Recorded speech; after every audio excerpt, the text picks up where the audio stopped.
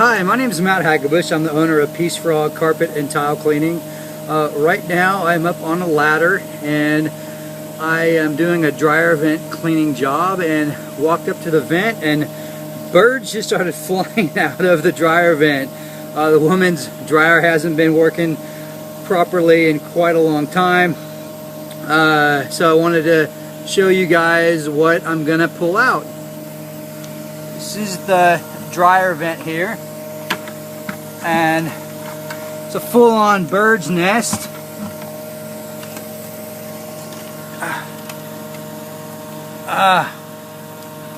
Alright, this is somebody's home. You see the birds. These birds aren't going to be too happy at all. This is a fire hazard. See the lint? See the hair? This is coming out of a woman's dryer vent.